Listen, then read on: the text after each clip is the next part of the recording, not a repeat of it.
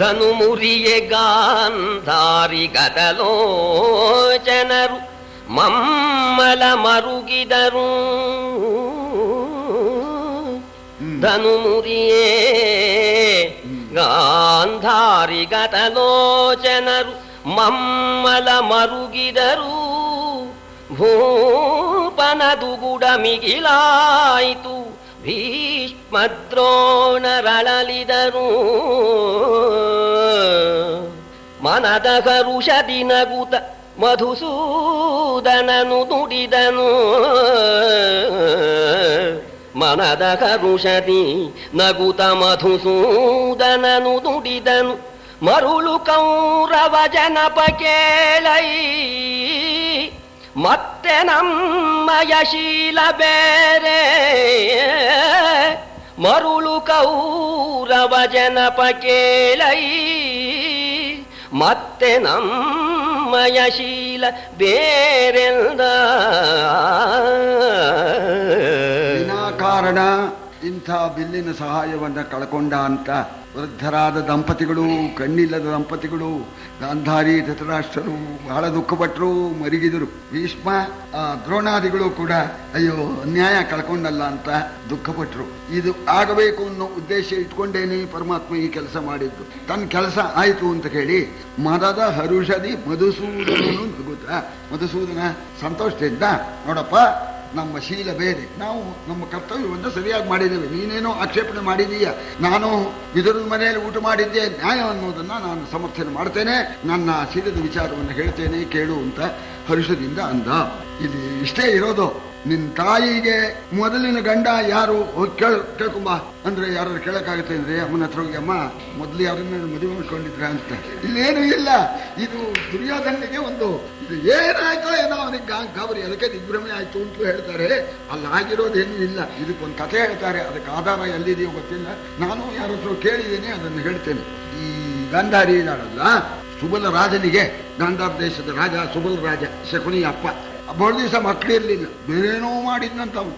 ಅಂತ ಯಾಗ ಇಂಥ ಯಾಗ ಎಲ್ಲ ಮಾಡಿ ಹುಡುಗಿ ಹುಟ್ಟಿದ್ಲು. ಆಯ್ತು, ಜೋಯಿಸನ್ನು ಕರೆಸಿ ಆಯ್ತು. ಹುಡುಗಿ ಹುಟ್ಟಿದ ಕೂಡಲೇನೆ ಆ ಸುಬಲ ರಾಜ, ಹೇಗಿದೆ ಸ್ವಾಮಿ ಹುಡುಗಿ ಮೊಟ್ಟ ಮೊದಲು ಮಗಳು ಹೇಗಿದೆ ನೋಣ, ಎಲ್ಲ ಸರಿಯೇ, ಈ ಹುಡುಗಿ ಮದುವೆ ಆದ ಕೂಡಲೇ ಗಂಡ ಸಾಯ್ತಾನೆ ಅಂದ್ಬಿಟ್ರು. ಆ ಜೋಯಿಸರು ಇದ್ದಿದ್ದಾಗ ಸ್ವಾಮಿ ಮಹಾರಾಜ ಇದ್ದಿದ್ದಾಗ ಹೇಳ್ತೇವೆ, ಬೇಜಾರು ಮಾಡ್ಕೋಬೇಡ, ಮದುವೆ ತಾಳಿ ಕಟ್ಟಿದ ಕೂಡಲೇ ಮುಗೀತು ಆ ಗಂಡನ ಕಥೆ.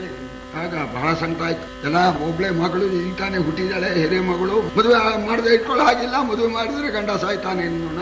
ಜೋಯಿಸರಿಗೆ ಸ್ವಾಮಿ ಇದಕ್ಕೆ ಏನಾದ್ರು ಪರಿಹಾರ ಇದೆಯೋ ಅಂತ ಕೇಳಿದ್ರು. ಆ ಜೋಯಿಸರು ಗುಣಿಸಿದ್ದೆ, ಇಲ್ಲ ಪರಿಹಾರ ಇಲ್ಲ ಅಂದ್ರು, ಮುಗದೇ ಹೋಯ್ತು. ಆಗ ಸುಬಲರಾಜನಿಗೆ ಸಂಕಟವಾಯ್ತು. ಮಂತ್ರಿಗಳಿದ್ರು, ಅವರಂದ್ರು ಮಹಾಸ್ವಾಮಿ ಇಷ್ಟೇ ತಾನೇ, ನೀವು ಯಾಕೆ ಯೋಚನೆ ಮಾಡ್ತೀರಿ, ಆ ಜೋಯಿಸರಿಗೂ ಹೇಳ್ಬೇಡಿ, ಯಾರಿಗೂ ಹೇಳ್ಬೇಡಿ, ಪುರೋಹಿತರಿಗೆ ಸ್ವಲ್ಪ ಹೆಚ್ಚಾಗಿ ರಕ್ಷಣೆ ಕೊಡ್ಬಿಡಿ, ಈ ಗುಟ್ಟನ್ನು ಮಾತ್ರ ಪುರೋಹಿತರು ಹೊರಗೆ ಹೇಳೋದು ಬೇಡ, ಇದಕ್ಕೊಂದು ಕೆಲಸ ಮಾಡ್ಬಿಡೋಣ. ಹೇಗೋ 12ನೇ ದಿವಸ ನಾಮಕರಣ ಆಗ್ಬೇಕಲ್ಲ, ರಾಜರ ಪದ್ಧತಿ ಅಂತೇನೆ, ನಾಮಕರಣಕ್ಕೆ ಪುರೋಹಿತರನ್ನು ಕರೀರಿ, ಜೊತೆಯಲ್ಲಿ ಒಂದು ಹೋತನ್ನು ತಗೊಂಡ್ಬಂದಿ, ಮದುವೆ ಆದ ಕೂಡಲೇ ಗಂಡ ಸಾಯ್ತಾನೆ ಅಂತ ಆ ಹೋತನಿಗೆ ಮದುವೆ ಮಾಡ್ಬಿಡೋಣ.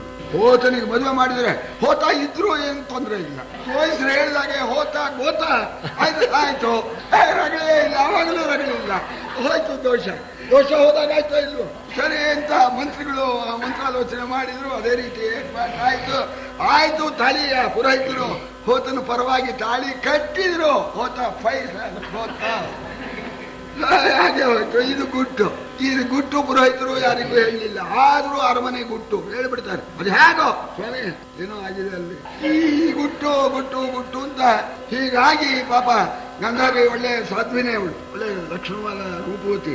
ಆದ್ರೂ ಯಾರೋ ಏನೋ ಹೇಳ್ತಾರಪ್ಪ, ನಮ್ಗೆ ಹುಡುಗಿ ಬೇಡ ಅಂದ್ಬಿಟ್ಟು ಯಾರು ಮಾಡ್ಕೊಳ್ಳೇ ಇಲ್ಲ. ಸರಿ, ಇಲ್ಲಿ ಧೃತರಾಷ್ಟ್ರ ಮಹಾರಾಜ ಕಣ್ಣಿಲ್ಲ, ದೊಡ್ಡ ಮಂತನ ಬೇಡ, ಯಾರು ಕೊಡೋರಿಲ್ಲ ಇಲ್ಲಿ. ಸರಿ, ಎಲ್ಲರಿಗೂ ಗಂಟು. ಏನು ಹೇಳ್ತಾರಲ್ಲ, ಬುದ್ಧಿ ಹಳಸಿತ್ತು ನಾಯಿ ಹಸ್ತಿತ್ತು ಅಂತ ಗಾದೆ ಅನ್ನೋ ಹಾಗೆ ಈ ಮದುವೆ ನೆರವೇರಿ ಹೋಯ್ತು. ಇದು ವಾಸ್ತವಾಗುವ ಗಾಂಧಾರಿ ಮಹಾಸಾಧ್ವಿ. ಗಾಂಧಾರಿ ಯೋಗ್ಯತೆ ಏನು ಅಂತ ಅನ್ನೋದನ್ನ ಮುಂದೆ ಗೊತ್ತಾಗ ಕೃಷ್ಣನಿಗೆ ಕೂಡ ಶಾಪ ಕೊಟ್ಬಿಡ್ತಾಳು. ಕೃಷ್ಣನಿಗೆ ಶಾಪ ಕೊಡ್ತಕ್ಕಂಥ ಸಾಧ್ವಿ ಅವಳು, ಇದರಲ್ಲಿ ಅವಳು ತಪ್ಪಿಲ್ಲ. ಆದ್ರೆ ಈ ಗುಟ್ಟು ಬಿದುರ ಅರಮನೆಯವನು, ಅವನಿಗೆ ಗೊತ್ತಿತ್ತು, ಅವನು ಬಯಲುಪಡಿಸಿಬಿಟ್ಟ. ಕೇಳಿ ನೋಡು ಅಂತ ಕೇಳೋ ಹಾಗೆ ಇಲ್ಲ. ಇದು ಇಷ್ಟು ಆಯ್ತು. ಸಂಧಾನಕ್ಕೆ ಬಂದಿರತಕ್ಕಂಥ ಪರಮಾತ್ಮ ಈ ಬಿಲ್ ಮುರಿಯೋದಕ್ಕೆ ಯಾಕೆ ಪ್ರಯತ್ನ ಪಟ್ಟ ಅಂದ್ರೆ, ದುರ್ಯೋಧನ ಮೂರ್ಖ, ಒಂದು ವೇಳೆ ಕೊಡ್ಲಿಲ್ಲ, ಆಗ ಭೀಮನ ಗದೆಗೆ ಪ್ರತಿಯಾಗಿ ಇದೆ ಬಿಲ್ಲು, ಅದು ಈಗ ಉಳಿಸಿರಬಾರ್ದು, ನಾಳೆ ರಾಜಿನೇ ಆಗಿಬಿಟ್ರೆ ಬಿಲ್ಲಿನ ಪ್ರಸಂಗವೂ ಇಲ್ಲ, ಗದೆ ಪ್ರಸಂಗವೂ ಇಲ್ಲ. ಒಂದ್ ಪಕ್ಷ ರಾಜಿ ಆಗ್ಲಿಲ್ಲ, ಯುದ್ಧ ಆಯ್ತು. ದುರ್ಯೋಧನ ಪರವಾಗಿ ಬಂದ್ಬಿಟ್ಟು ನಮ್ಮ ಭೀಮನ ಗದೆಗೆ ಗಾತ ಉಂಟಾಡ್ಯಾನು, ಅದರಿಂದ ಅದನ್ನ ತೆಗೆದು ಬಿಡೋಣ ಅಂತ ಹೇಳಿ ತೆಗೆಸಿಬಿಟ್ಟು ಈಗ ಹೇಳ್ತಾ ಇದ್ದಾರೆ, ನೋಡಪ್ಪ ಊಟ ಎಲ್ಲೋ ಮಾಡಿಬಿಟ್ಟೆ ಅಂತಂದೆ. ಊಟ ಮಾಡಬೇಕಾದ್ರೆ ನಮಗೆ ಯಾರು ಆಪ್ತರೋ, ನಮಗೆ ಯೋಗ್ಯರೋ ಅಲ್ಲೇ ಊಟ ಮಾಡಬೇಕು. ನನಗೆ ಈ ಹಸ್ತಿನಾವತಿಯಲ್ಲಿ ಊಟ ಮಾಡೋಕೆ ಯೋಗ್ಯ ಇದನ್ನು ಮನೆ ಒಂದೇ ಅಂತ ಹೇಳಿ ನನಗೆ ಗೊತ್ತಾಗಿ ಅವನ ಮನೆಯಲ್ಲಿ ಊಟ ಮಾಡಬೇಕು. ನಿಮ್ಮನಿಗೆ ಯಾಕೆ ಬರ್ಲಿಲ್ಲ ಅಂದ್ರೆ, ಊಟ ಮಾಡೋ ಸಂಪ್ರದಾಯ ಹೇಗಿದೆ ಅಂದ್ರೆ, ಪ್ರಿಯದಲುಂಬುದು ಮೇನು ವಿಬುಧಾಶ್ರಯದಲುಂಬುದು ಮಾನವರಿಗಿದು ನಿಯತವು ಇಂತಲ್ಲದೊಡೆ ಕೇಳೈ ಕೌರವರರಾಯ. ಪ್ರಿಯನು ನೀನಲ್ಲೆಮಗೆ,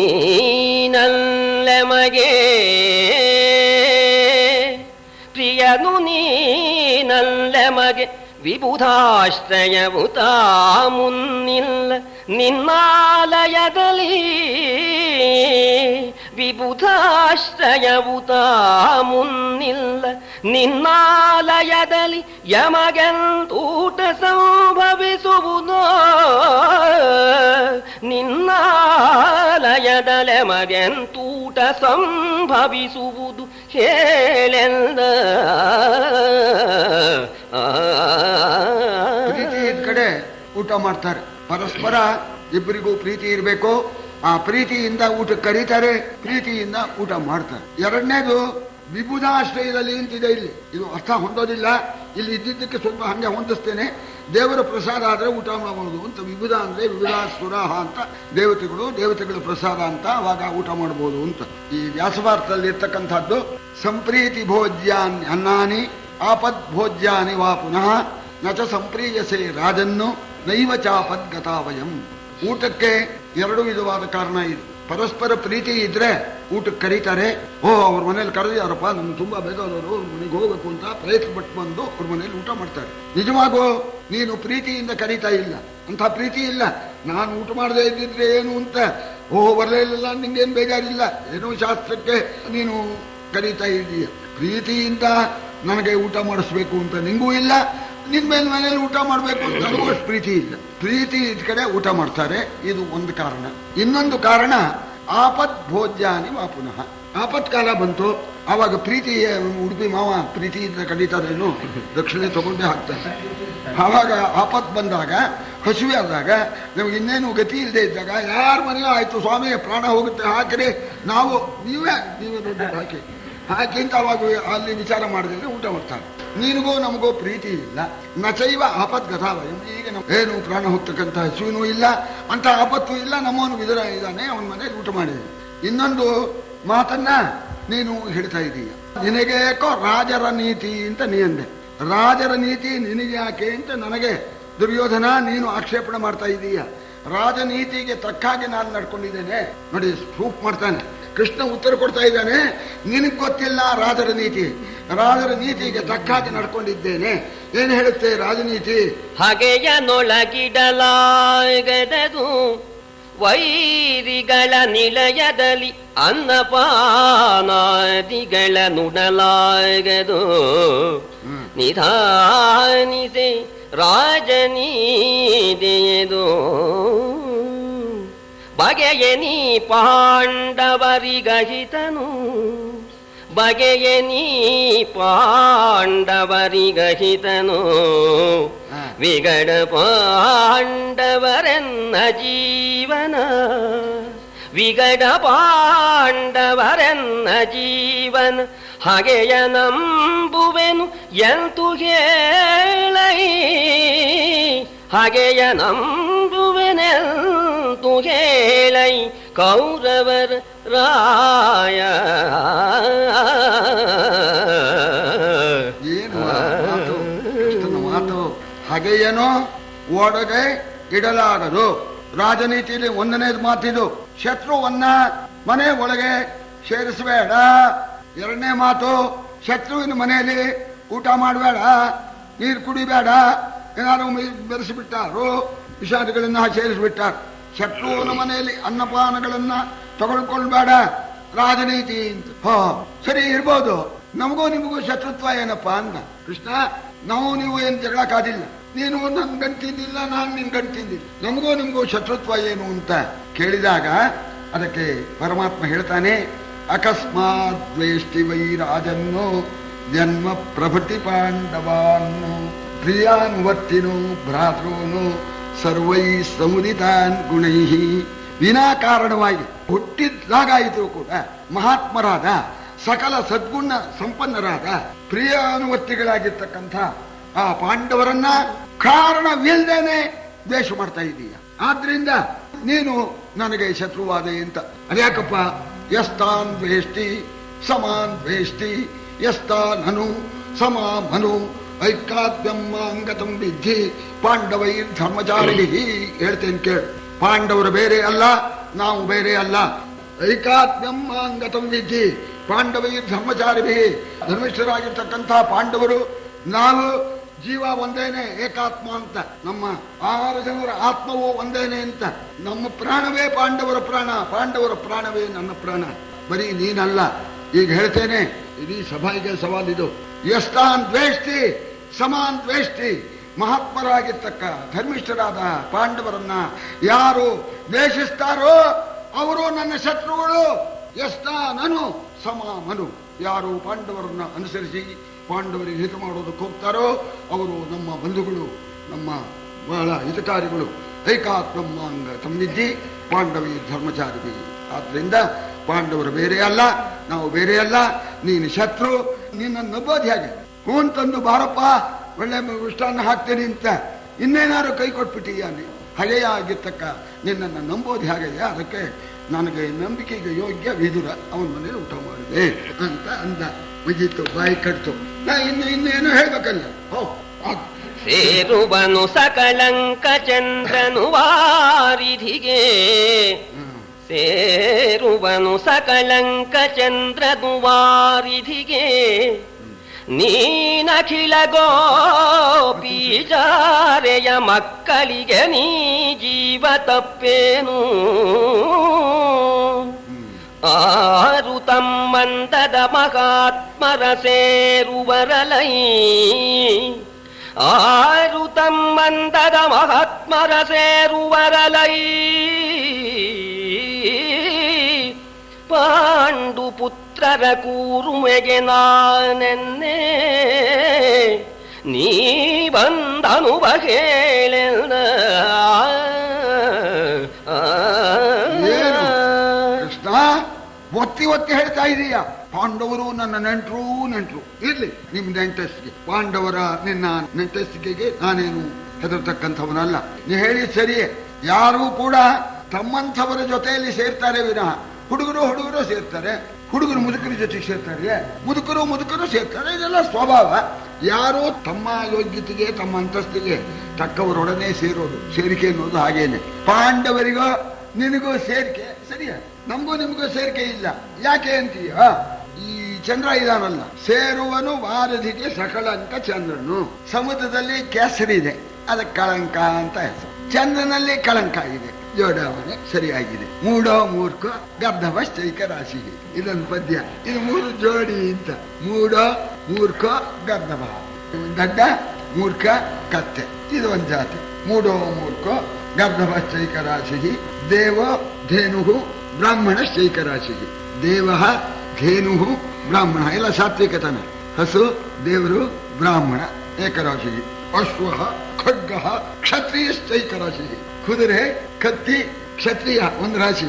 ಕತ್ತಿ ಕೊಡ್ಲಿ ಒಬ್ಬ ಹುಡುಗನಿಗೆ ಹಿಂಗಂತಾರ. ಆ ಕತ್ತಿ ಮಹಿಮೆ, ಆ ಕ್ಷತ್ರಿಯ ಜಾತಿ ಮಹಿಮೆ. ಕುದುರೆ ಹಚ್ಚಿ ಬಿಡಿ, ಆ ಕುದುರೆ ಹೊಡಿತಾನೆ. ಈ ಕುದುರೆ ಬೇಡ, ಈ ವಾಹನத்தை ನೋಡ್ತೀರ ಇಲ್ವಾ? ಯಾರೋ ಆ ವಾಹನ ಮುಂದೆ ಇನ್ನೊಂದು ವಾಹನ ಹೋಗ್ಬಿಟ್ರೆ ಇವನೇನು ಆ ಜೋರ್ ನೋಡ್ಬೇಕು. ಇದು ಜಾತಿ ಅದು. ಅಶ್ವ ಖಡ್ಗಶ್ಚೈಕ ರಾಶಿ ಕ್ಷತ್ರಿಯಶ್ಚೈಕ ರಾಶಿ ಅಂತನ್ನೋ ಹಾಗೆ. ಆಮೇಲೆ ವೀಣಾ ನಾರಿ ಮನ್ಮಥಶ್ಚೈಕ ರಾಶಿ. ಆದ್ರಿಂದ ನಿಮ್ಗೂ ಜೋಡಾವಣಿ ಸರಿ ಇದೆ. ಯಾಕೆ? ಪಾಂಡವರು ಜಾರೆಯ ಮಕ್ಕಳು. ನೋಡಿ ಹೇಳ್ತಾ ಇದ್ದಾನೆ ಜಾರೆಯ ಮಕ್ಕಳು ಪಾಂಡವರು. ನೀನು ಜಾರರಲ್ಲಿ ಪ್ರಧಾನ ಗೋಪಿ ಜಾರ. ಸರಿ ಜಾರೆ ಮಕ್ಕಳು ಬಂತು. ನಿನ್ನ ಪಾಂಡವರ ಪ್ರೀತಿಗೆ ನಾನು ಅನ್ನೋದಿಲ್ಲ, ಯಾಕೆ ಬಂದ ಹೇಳೋಗ, ಅದು ಹೊರಟೇನೆ ಅಂತಂದ. ಆಗ ಪರಮಾತ್ಮ ಮಾತಾಡ್ತಾ ಇದ್ದಾನೆ. ಇಲ್ಲಿ ಕವಿ ಬಹಳ ಸ್ವಾರಸ್ಯವಾಗಿ ಈ ಪದ್ಯ ಓದೋಕ್ ಮೊದಲು ಅದರ ಭಾವ ನಾನು ಹೇಳ್ತೇನೆ. ಪರಮಾತ್ಮ ಮಾತಿಗೆ ಪ್ರಾರಂಭ ಮಾಡಲ್ಲ. ಆ ಪರಮಾತ್ಮನ ಹಲ್ಲುಗಳಿದೆಯಲ್ಲ, ಹಲ್ಲು ಸಾಮಾನ್ಯವಾಗಿ 100ಕ್ಕೆ ಒಬ್ಬನಿಗೆ ಚೆನ್ನಾಗಿರುತ್ತೋ ಇಲ್ಲ, ಮುತ್ತು ಕೋಣಿಸಿದಾಗ ಹಲ್ಲು ಪರಮಾತ್ಮಂದು, ಅದು ಸ್ವಚ್ಛವಾದ ಹಲ್ಲು ಹೊಳಿತಾ ಇತ್ತಂತೆ. ಆ ಪರಮಾತ್ಮನ ಇದು ದಂತಗಳು ಮುತ್ತಿನ ಹಾಗಿರ್ತಕ್ಕಂಥ ಹಲ್ಲು ಹೊಳಿತಾ ಇದೆ. ಹಲ್ಲಿನ ಕಾಂತಿ ಬಿಳುಪು. ಆ ಪರಮಾತ್ಮ ಬಾಯಿ ಬಿಟ್ಕೊಳ್ಳೇನೆ ಆ ಹಲ್ಲಿನ ಕಾಂತಿ ಹೊರಟ್ಬಿಡ್ತಂತೆ. ಅದ್ ನೋಡಿದ್ರೆ ಹ್ಯಾಕ್ ಕಾಣ್ತಾ ಇತ್ತು, ಬೆಳದಿಂಗ್ಳಿ ಕಾಣಿಸ್ತಾ ಇತ್ತು. ಬೆಳದಿಂಗಳು ಯಾಕಪ್ಪ ಬೆಳದಿಂಗಳು ಬಂತು? ಅವನು ನೋಡಿದ್ನಂತೆ ಚಂದ್ರ ಕುಲದ ಕೂಟಸ್ಥನಾಗಿರ್ತಕ್ಕಂಥವನು ಚಂದ್ರ. ಅವನು ಚಂದ್ರ ನೋಡಿದ್ನಂತೆ. ಎಲ್ಲ ನಮ್ಮ ಕುಲದಲ್ಲಿ ಎಲ್ಲ ಮಹಾನುಭಾವರೇ ಹುಟ್ಟಿರೋರಲ್ಲ, ಎಲ್ಲ ಮಹಾಜ್ಞಾನಿಗಳು, ವಿವೇಕಶಾಲಿಗಳು. ಇವನು ಒಬ್ಬವನು ಹೊಟ್ಟೆ ಒಳಗೆ ಅದೇನು ಅಂಧಕಾರ ತುಂಬ್ಕೊಂಡ್ಬಿಟ್ಟಿದೆಯೋ ಏನೋ, ಅಜ್ಞಾನ, ಅಂಧಕಾರ, ಅವಿವೇಕ ತುಂಬ್ಕೊಂಡ್ಬಿಟ್ಟಿದೆ. ನಮ್ಮೋನು ಹಾಳಾಗಿ ಹೋಗ್ಬಿಡ್ತಾನೆ. ದುರ್ಯೋಧನ ನಮ್ಮೋನು, ನಮ್ಮ ಕುಲ್ಲೋನು, ಅವನ ಹೊಟ್ಟೆಯಲ್ಲಿ ಅಂಧಕಾರ ತುಂಬಿಕೊಂಡಿದೆ. ಆ ಅಂಧಕಾರವನ್ನ ನಾನು ನಾಶ ಮಾಡಬೇಕು. ಅಂಧಕಾರ ಹೋಗ್ಬೇಕಾದ್ರೆ, ಕತ್ಲೆ ಹೋಗ್ಬೇಕಾದ್ರೆ ಬೆಳದಿಂಗಳು ಹರಡು ಬಿಟ್ರೆ ಕತ್ಲೆ ಹೋಗುತ್ತೆ ಅಂತ ಹೇಳಿ ಕುಲಕೂಟಸ್ಥನಾಗಿರ್ತಕ್ಕಂತಹ ಚಂದ್ರ ಬೆಳದಿಂಗಳನ್ನ ಹರಿವನ್ನು ಹಾಕಿ ಕಾಣ್ತಾ ಇತ್ತಂತೆ. ಪರಮಾತ್ಮ ಮಾತಾಡೋದಕ್ಕೆ ಪ್ರಾರಂಭ ಮಾಡಿದಾಗ ಆಗ ಆ ಸಭೆ ಅಂತನ್ನೋದು ಸಮುದ್ರದಂತೆ ಇತ್ತಂತೆ. ಆ ಸಭೆ ಮುಂದೆ ವರ್ಣನೆ ಮಾಡಿದೆ. ಆ ಸಮುದ್ರದ ಹಾಗಿರ್ತಕ್ಕಂತಹ ಸಭೆ, ಅದರಲ್ಲಿ ತೆರೆ ಯಾವುದಪ್ಪ ಅಂದ್ರೆ, ಈ ಜನಸಮುದ್ರಕ್ಕೆ ತೆರೆ ಯಾವುದು ಅಂದ್ರೆ ನುಡಿ, ಮಾತೆಂಬತಕ್ಕಂಥದ್ದೇನೆ ತೆರೆ. ಆ ಪರಮಾತ್ಮ ಮಾತಾಡೋದಕ್ಕೆ ಪ್ರಾರಂಭ ಮಾಡೋಣ, ತೆರೆ ಅಡಗಿತು. ಪರಮಾತ್ಮ ಮಾತಿಗೆ ಪ್ರಾರಂಭ ಆದ ಕೂಡ್ಲೇನೆ ಸಭೆ ನಿಶ್ಶಬ್ದವಾಯಿತು ಅಂತ, ತೆರೆ ಅಡಗಿದವು ಅಂತ ರೂಪಕ ಚಕ್ರವರ್ತಿ ರೂಪಕದಿಂದ ವರ್ಣನೆ ಮಾಡ್ತಾ ಇದ್ದಾನೆ. ಪರಮಾತ್ಮ ಮಾತಾಡ್ತಕ್ಕಂಥ ಕಾಲಕ್ಕೆ ಪರಮಾತ್ಮನ ಅಮೃತವಾಣಿಯನ್ನು ಕೇಳಬೇಕು ಅಂತ ಕೇಳಿ ಇಡೀ ಸಭೆ ಸ್ತಬ್ಧವಾಯಿತು. ಸೂಜಿ ಬಿದ್ರೆ ಅದರ ಶಬ್ದ ಕೇಳ್ತಾ ಇತ್ತು ಅಂತ ಪದ್ಯನ ಓದ್ತಾರೆ, ಕೇಳಿ. ಕುಲದವನ ಹೃದಯಾಂಧಕಾರವ ಕಳಚಲೆಂದು ಹಿಮಾಂಶುಕರಹಿದ ನೆಲೆಯ ಬೆಳುದಿಂಗಳ ನೆನಲು ಸುರರಿಪು ಕುಲಾಂತಗನು ತೊಳಪದಶನ ಮಯೂಖತತಿ ಹೊಳೆ ಹೊಳೆಯೇ ನುಡಿದನು. ತೊಳಪದಶನ ಮಯೂಖದತಿ ಹೊಳೆ ಹೊಳೆಯೇ ನುಡಿದನು. ತತ್ಸಭಾಮಂಡಲ ಮಹಾಂಬುಧಿ ನುಡಿದೆರೆಯ ತನಿ ಕಡಣ ಒಡಗಿರನು.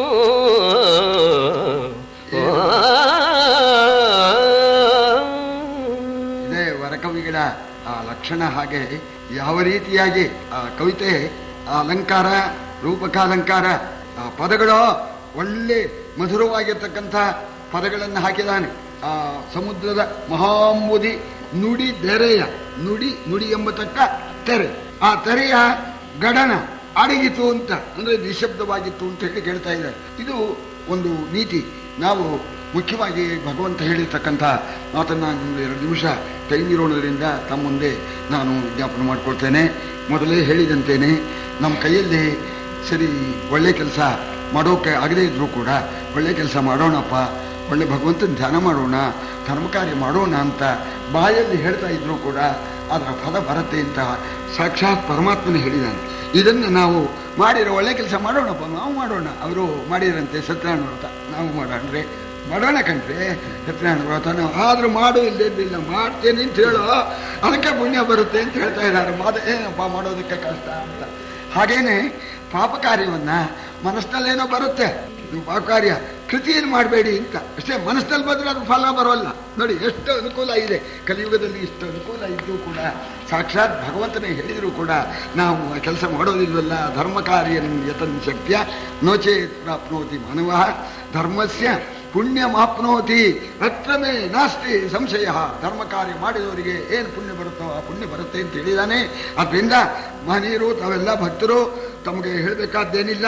ಇಲ್ಲಿಂದ ಮುಂದಾದರೂ ಕೂಡ ಸ್ವಲ್ಪ ತಾವು ಈ ಪದ್ಯದನ್ನ ಜ್ಞಾಪಕ ಇಟ್ಕೊಂಡು, ಮನಸ ರೋಚಯನ್ ಪಾಪಂ ಕರ್ಮಣ ನಾತಿ ರೋಚಯನ್, ಮನಸ ಚಿಂತೆಯನ್ ಪಾಪಂ ಕರ್ಮಣ ನಾತಿ ರೋಚಯನ್ ನ ಪಾಪ ಫಲಮಾಪ್ನೋತಿ ಇತಿ ಏವನ್ ಧರ್ಮವಿದೋ ವಿದುಗು. ಆದ್ದರಿಂದ ಪಾಪ ಕಾರ್ಯ ಮನಸ್ಸಿನಲ್ಲೂ ಯೋಚನೆ ಮಾಡಬಾರ್ದು. ಅಕಸ್ಮಾತ್ ಯೋಚನೆ ಮಾಡಿದ್ರು ಕೃತಿ ಹೊಡಿತೇನೆ ಅಂತ ಯೋಚನೆ ಮಾಡು, ಹೊಡಿತೇನೆ ಅಂತ ಬಾಯಲ್ಲೂ ಹೇಳಬೇಡ, ಹೊಡಿಲೂ ಬೇಡ, ನಿನಗೆ ಆ ಪಾಪ ಬರೋದಿಲ್ಲ ಅಂತ ಹೀಗೆ ಹೇಳಿರೋದ್ರಿಂದ ಆದಷ್ಟು ಮಟ್ಟಿಗೆ ನಾವು ಪಾಪವನ್ನು ಕಮ್ಮಿ ಮಾಡಿಕೊಂಡು ನಮಗೆ ಸುಖವನ್ನು ಕೊಡ್ತಕ್ಕಂಥ ಆ ಪುಣ್ಯ ಫಲ ನಮಗೆ ಬೇಕು ಅಂತ ಇದ್ದರೆ ಧರ್ಮ ಕಾರ್ಯವನ್ನು ಮಾಡ್ತೇನೆ ಅಂತ ಹೇಳಿ ಮನಸ್ಸಿನಲ್ಲಾದರೂ ಸಂಕಲ್ಪ ಮಾಡ್ಕೋಬೇಕು ಅಂತನ್ನೋದನ್ನು ಒತ್ತಿ ಹೇಳಿ ಇವತ್ತಿನ ಈ ಕಥೆ ಭಗವಂತ ಮಾತಾಡೋದಕ್ಕೆ ಪ್ರಾರಂಭ ಮಾಡಿದ್ದಾನೆ.